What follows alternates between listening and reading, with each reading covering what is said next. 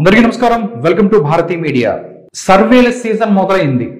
అంటే దేశవ్యాప్తంగా లోక్సభ ఎలక్షన్స్ జరగబోతుండగా లోక్సభలో ఎవరికి మ్యాండేట్ వస్తుంది, ఢిల్లీ కోట మీద ఎవరు జెండా ఎగరవేయబోతున్నారు, ఇలాంటి చాలా ప్రశ్నలు వస్తున్నాయి.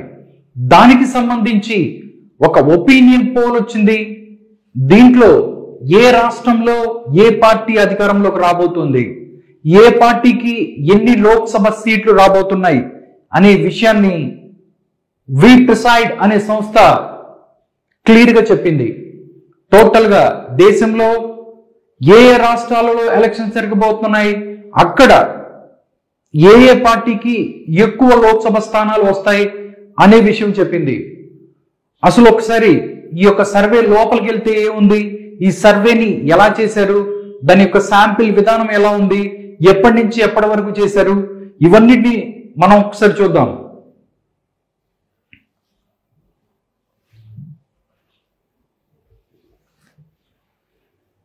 టోటల్ గా చూస్తే ఇది సర్వే.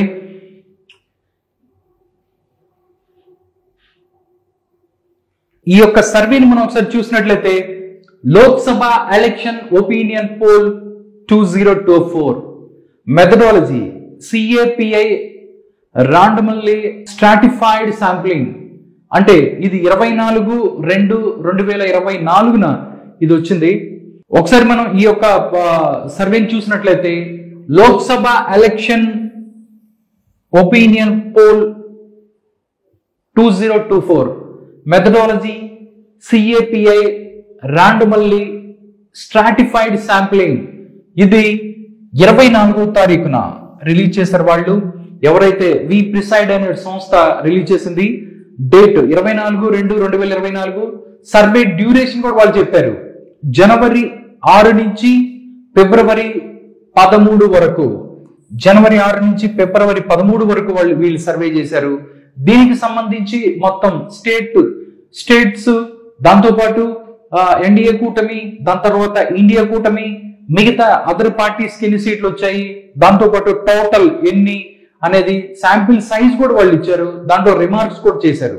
టోటల్ గా 543 లోక్సభ స్థానాలలో 543 లోక్సభ స్థానాలలో ఏ పార్టీకి ఎన్ని సీట్లు వస్తాయి, అదే విధంగా ఎన్డీఏ కూటమికి ఎన్ని సీట్లు వస్తాయి, అదే విధంగా ఇండియా కూటమికి ఎన్ని సీట్లు వస్తాయి, ఇండియా కూటమి కానీ ఎన్డీఏ కూటమిలో లేని అదర్ పార్టీస్ మిగతా పార్టీలు ఏదైతే ఉన్నాయో వాటికి ఎన్ని సీట్లు వస్తాయి అనేది స్టేట్ వైడ్ గా వాళ్ళు ఇచ్చారు.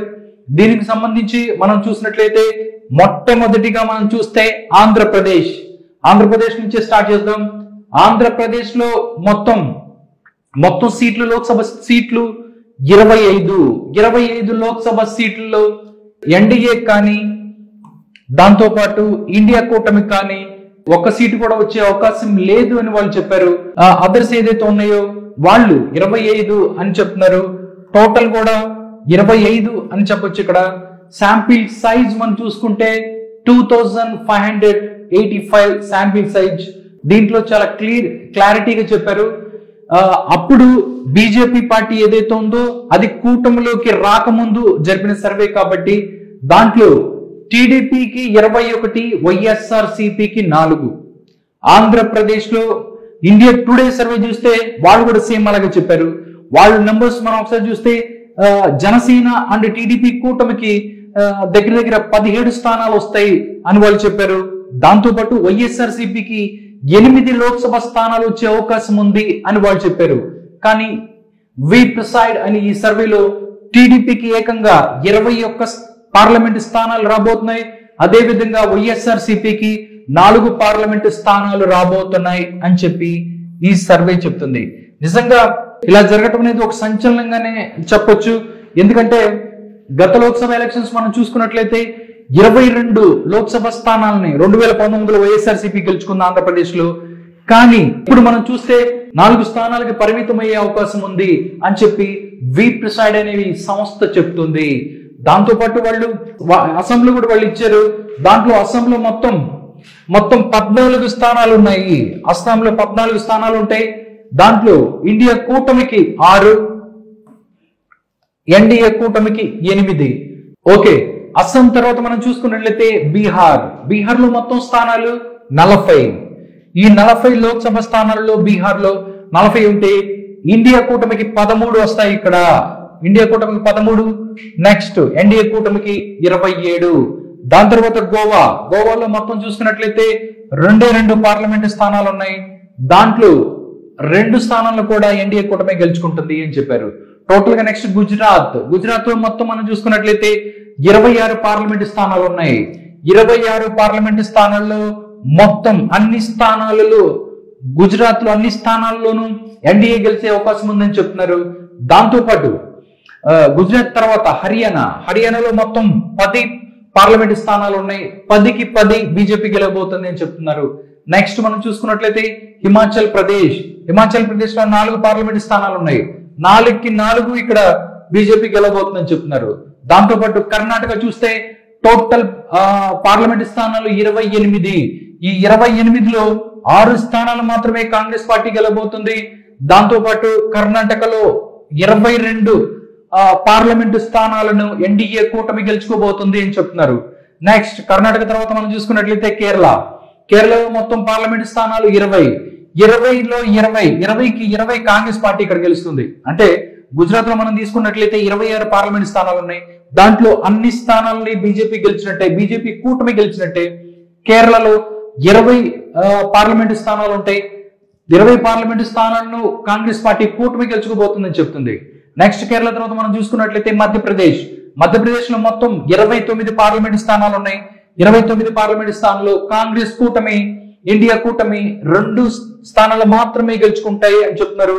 దాంతో పాటు ఎన్డీఏ కూటమి ఏదైతే ఉందో 27 ఏకంగా 27 పార్లమెంటు స్థానాలను మధ్యప్రదేశ్ లో గెలుచుకోబోతుందని చెప్తుంది. నెక్స్ట్ మధ్యప్రదేశ్ తర్వాత మనం చూసుకున్నట్లయితే మహారాష్ట్రలో మొత్తం 48 పార్లమెంటు స్థానాలు ఉన్నాయి. 48 పార్లమెంటు స్థానాల్లో ఇండియా కూటమి కాంగ్రెస్ కూటమి 20 స్థానాలను గెలుచుకుంటుంది. అదే విధంగా బీజేపీ 28 స్థానాలను గెలుచుకుంటుంది అని చెప్తున్నారు. మహారాష్ట్ర తర్వాత మనం చూసుకున్నట్లయితే ఒడిశాలో మొత్తం పార్లమెంటు స్థానాలు 21 పార్లమెంటు స్థానాల్లో ఇండియా కూటమి ఏదైతే ఉందో కాంగ్రెస్ కూటమి 1 స్థానం గెలుచుకుంటుండగా, దాంతో పాటు ఎన్డీఏ 11 స్థానాలను గెలుచుకుంటుంది. ఎన్డీఏ కూటమి 11 అండ్ ఇండియా కూటమి 1. అదర్స్ ఎవరైతే ఉన్నారో అదర్స్ మిగతా 9 స్థానాలను గెలుచుకునే అవకాశం ఉంది అని చెప్పి ఈ సర్వే చెప్తుంది. దాంతో పాటు పంజాబ్ చూసుకున్నట్లయితే పంజాబ్ లో మొత్తం 13 స్థానాలు ఉన్నాయి పార్లమెంట్ స్థానాలు. 13లో 11 స్థానాలు ఇండియా కూటమి గెలుచుకోబోతుంది. పంజాబ్ లో ఒకే ఒక స్థానాన్ని ఎన్డీఏ కూటమి గెలుచుకోబోతుంది. అదర్స్ ఎవరైతే ఉన్నారో వాళ్ళు 1 స్థానం గెలుచుకోబోతుంటారు. దాంతో పాటు రాజస్థాన్ లో 25 పార్లమెంట్ స్థానాలు ఉన్నాయి. దీంట్లో 25కి 25 బీజేపీ గెలుచుకోబోతుంది ఎన్డీఏ కూటమి. ఇక్కడ ఇండియా కూటమికి 1 స్థానం గురించి అవకాశం లేదని చెప్తుంది. నెక్స్ట్ మనం చూసుకున్నట్లయితే తమిళనాడులో మొత్తం స్థానాలు 39.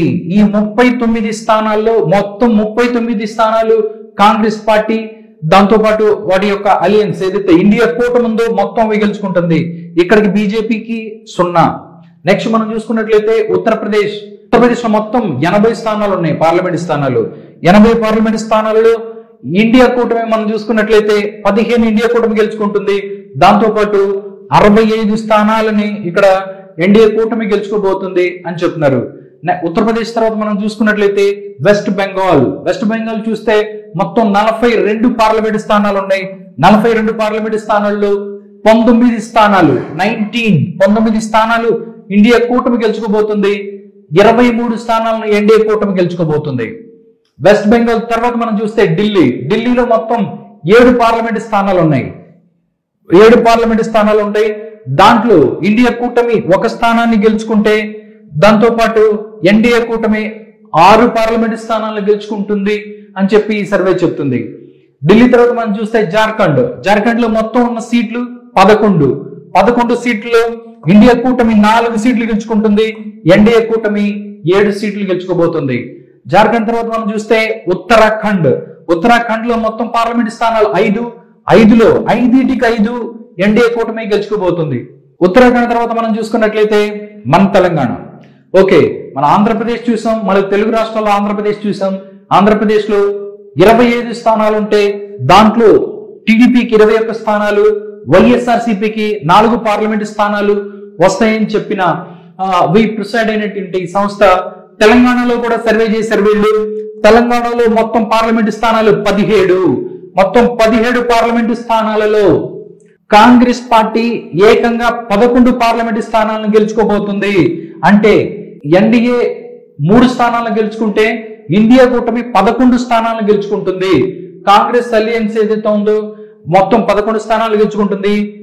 ఎన్డీఏ కూటమి 3 స్థానాలు గెలుచుకుంటే మిగతావి అదర్స్ ఏదైతే ఉన్నాయో అవి 3 స్థానాలు గెలుచుకుంటాయి. అదర్స్ అంటే దీంట్లో అదర్స్ ఉన్న 3 2 బీఆర్ఎస్ 1 ఎంఐఎం. ఇక్కడ కూడా రిమార్క్స్ కూడా వాడు చెప్పాడు 2 బీఆర్ఎస్ అండ్ 1 ఎంఐఎం.